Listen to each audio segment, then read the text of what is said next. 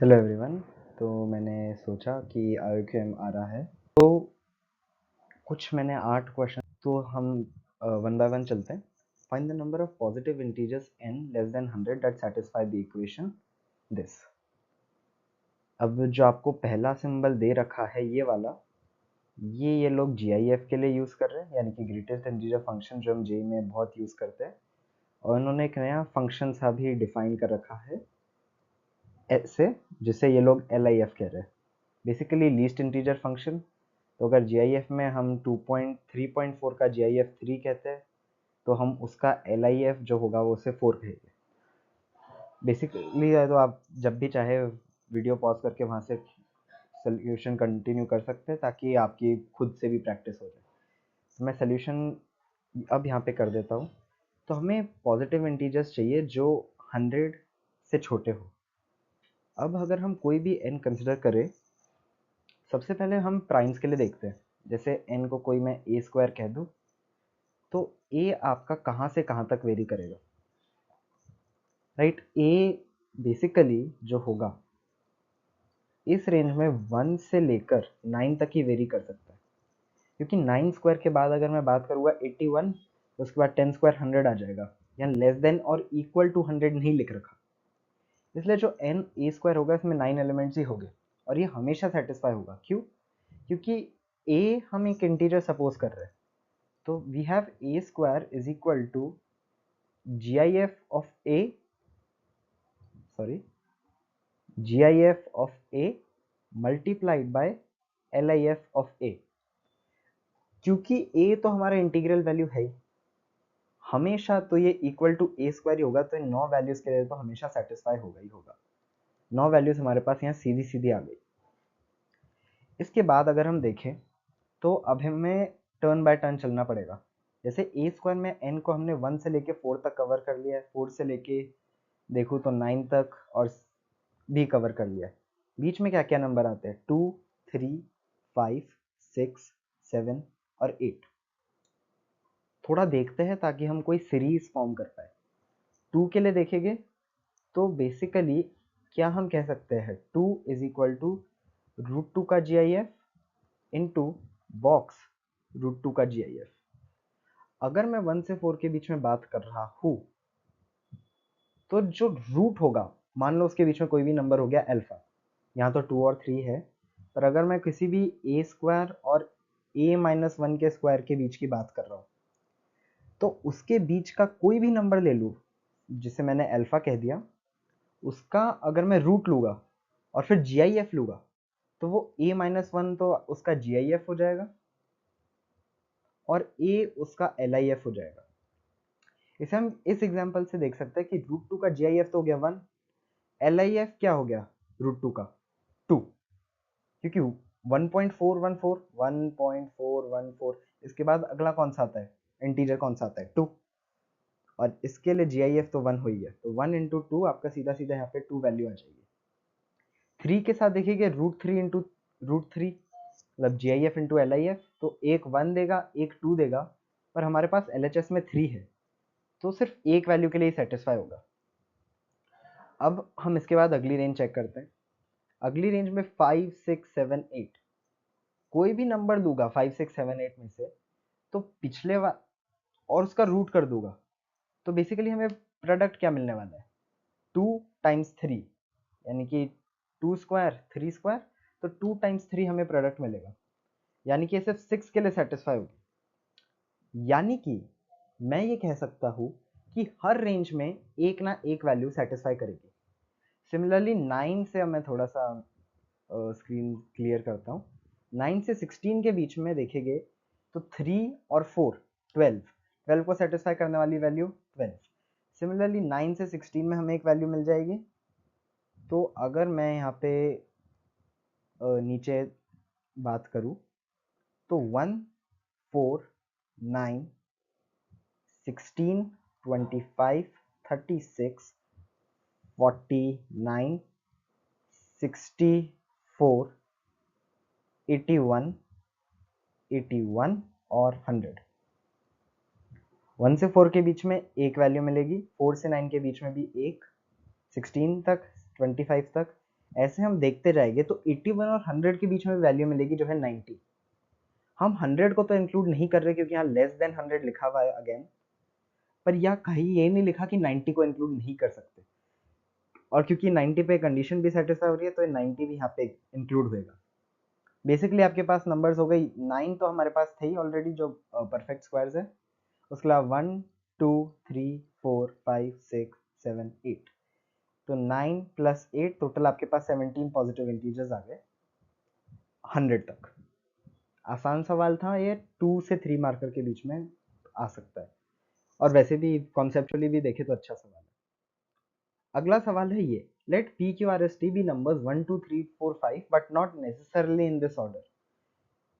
और फिर ये हमें कोई x दे रहा है 1 अपॉन पी प्लस क्यू, मतलब जो आपने शायद NMTC जूनियर की प्रिपरेशन के वक्त भी अगर की है तो ऐसे क्वेश्चन आपने देखे होंगे, फ्रैक्शंस पे बेस्ड क्वेश्चन है।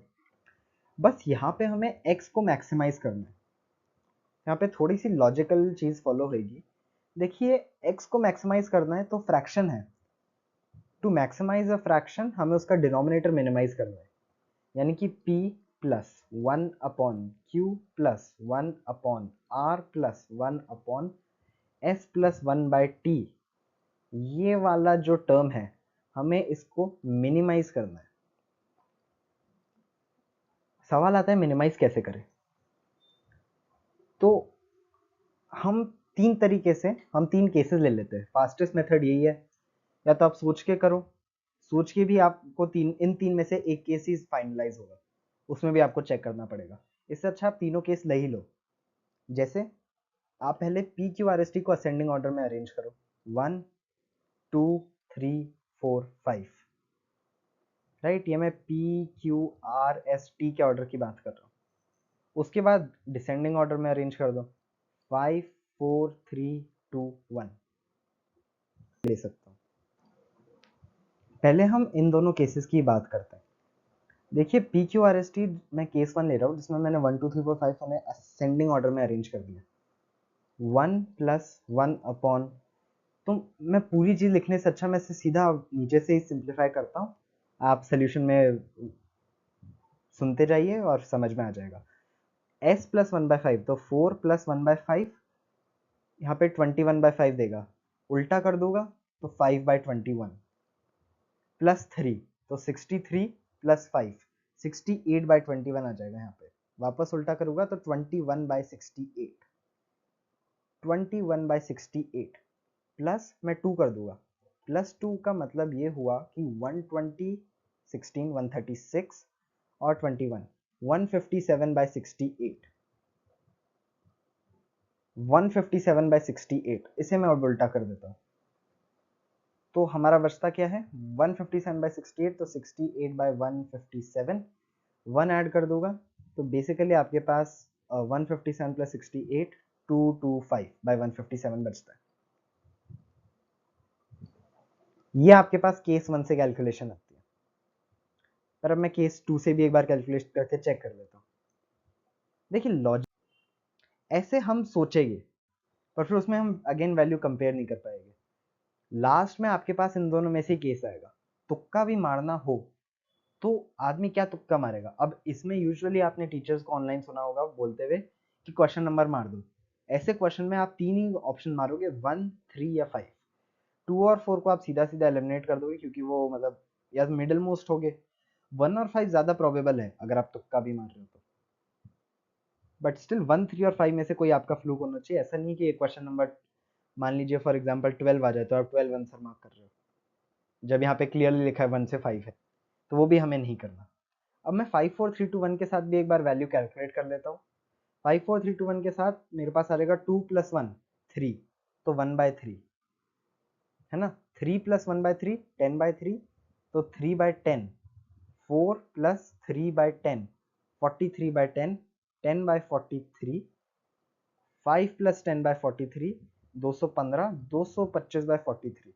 अब आप खुद ही बता दो ये सबसे छोटा कब है, 225/157 पे या 225/43 पे। ये सबसे छोटा 225/157 पे है, तो हम ऊपर वाला केस ही फॉलो करेंगे। इधर से आप देखोगे तो आप सोचोगे टी को तो हमें मिनिमाइज करना है, तो टी 1 होना चाहिए। इसलिए मैं कह रहा हूँ सोचने में गलती हो सकती है, कभी कभार सीधा कैलकुलेट करने से ज्यादा आसानी पड़ती है। तो टी का आंसर यहाँ पे 5 ही हो जाएगा, 1 और 3 यहाँ पे नहीं हो सकते। आप 3 भी वैल्यू डाल के देख लो, पर फिर 1 2 4 5 उनके आप अक्कड़ बक्कड़ कॉम्बिनेशन लगाओगे, उसका कोई फायदा नहीं है।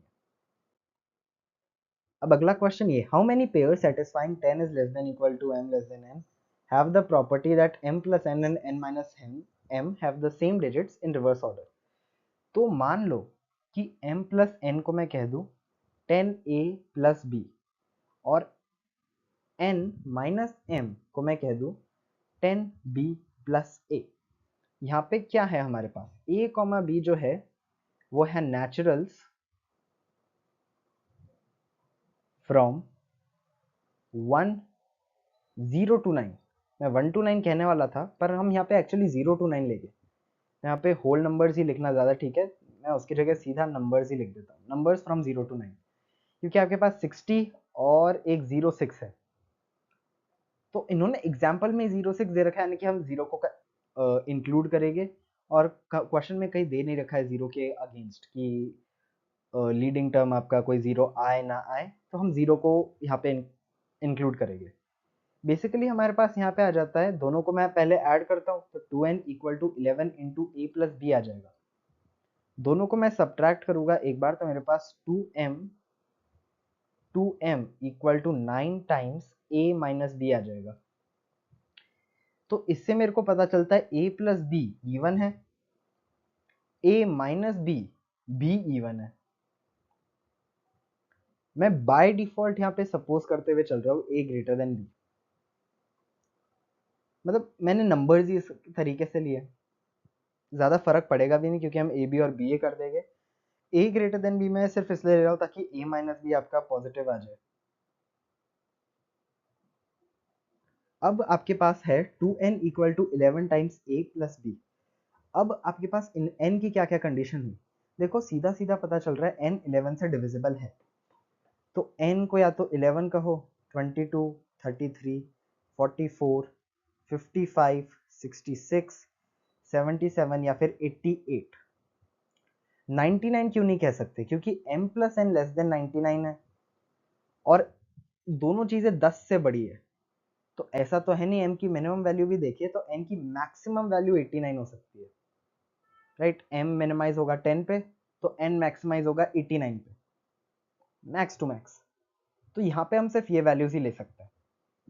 अब मैं अगर फॉर एग्जाम्पल 2n की बात कर लेता हूँ, ये एक्चुअली मैंने इस साइड लिख दी, ये n की वैल्यूज है। अब corresponding to each of which मैं a प्लस बी की वैल्यूज हाथों हाथ ही लिख ही लेता हूँ। a प्लस बी की वैल्यू यहाँ पे 2 आएगी, 4 आएगी, 6, 8, 10, 2 टाइम्स 6 12, 14 और 16। a प्लस बी इवन है तो वो यहाँ से भी दिख रहा है, तो इस कंडीशन को हमें अलग से लिखने की जरूरत बची नहीं फिर।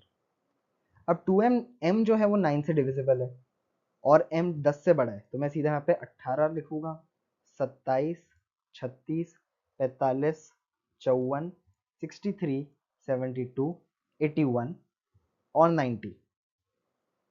बस 90 के साथ एक दिक्कत है, अगर मैं 90 ले लूंगा, पर अभी वो उस दिक्कत पे भी आते हैं, तो a माइनस बी की यहाँ पे करस्पॉन्डिंग वैल्यू क्या आ जाती है, a माइनस बी की करस्पॉन्डिंग वैल्यू 4, राइट। यहाँ पे 27 लूंगा, 3 से करके 6,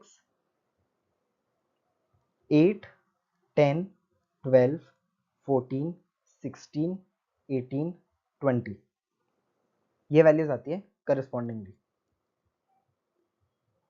अब हम सबसे पहले थोड़े से केसेस रिमूव करते हैं, क्योंकि हर केस कैलकुलेट करने का कोई फायदा है नहीं। कैसे रिमूव करेंगे, हमें पता है m लेस देन n, ठीक है। तो इस वाले केस में क्या m लेस देन n है, यहाँ पे 27 है, m लेस देन n है तो 18 के साथ हम ये सारे कॉम्बिनेशन यूज कर सकते हैं। m के किसी भी कॉम्बिनेशन में वो हमेशा 11 से बड़ा ही आ रहा है, टू बी डिविजिबल बाय 9, तो हम इस वाले n के केस को हटा देते हैं, है ना। उसके बाद हमारे पास यहाँ से ये 7 केसेस बचे, यहाँ से ये 9 केसेस बचे, राइट? हाँ, 9 केसेस। अब इन 7 केसेस और 9 केसेस से टोटल हमें लगता है कि कुछ भी हम सेट कर सकते हैं वैल्यूज, पर a प्लस बी और a माइनस बी को देखेंगे तो हमें उससे भी कंडीशंस मिलेगी। पर उससे पहले हम एक दूसरा काम करते हैं, m plus n less than equal to 99 वाली जो कंडीशन है वो दिक्कतें कर सकती है। तो अब मैं यहाँ पे साइड में ब्लू इंक से लिख रहा हूँ कि हम हर एक n के साथ क्या क्या m ले सकते हैं।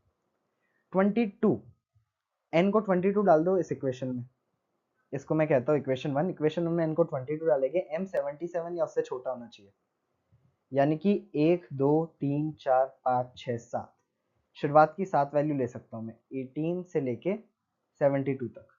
n को मैं डालता हूँ 33, m 66 से छोटा होगा, यानी कि 18 से लेके 63 तक। n को मैं 44 डाल देता हूँ। अब n को 44 डाल दिया, m 55 से छोटा होगा, यानी कि 18 से लेके 54 तक। n को मैंने 55 डाल दिया और 44 से छोटा होगा, यानी कि 18 से लेके 36 तक।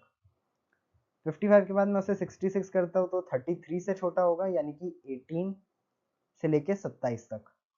अब मैं इसको 77 ले देता हूँ, यानी कि 22 से छोटा होगा या इक्वल, तो सिर्फ 18 ही बचा। और अगर मैं 88 ले लूंगा, यानी वो 11 से छोटा, तो एक भी वैल्यू नहीं बची।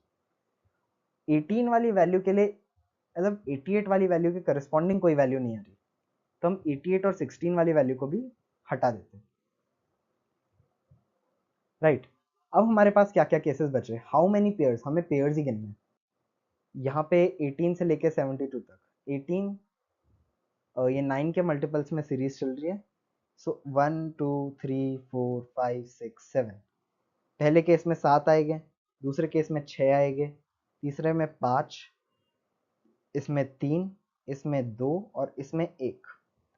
इनका सम कर दोगे तो आपके पास बेसिकली सिग्मा 7 माइनस 4, यानी कि 6 into 4 24 is your answer. 24 cases हो जाएंगे। अब ये भी मैं टेंटेटिवली ही सॉल्व कर रहा हूँ, हो सकता है सोल्यूशन में कि a माइनस बी की कोई ऐसी वैल्यू आ जाए जो परमिसेबल ना हो। ऑल्दो यहाँ पे आनी नहीं चाहिए, तो एक बार आप अपनी कैलकुलेशन में आपका 24 के आसपास आंसर आ रहा है तो हो सकता है वो भी सही हो। अब अगला, क्योंकि यूट्यूब अलाउ नहीं करता, तो बाकी के क्वेश्चंस मैं इसके पार्ट 2 में अपलोड करता हूँ।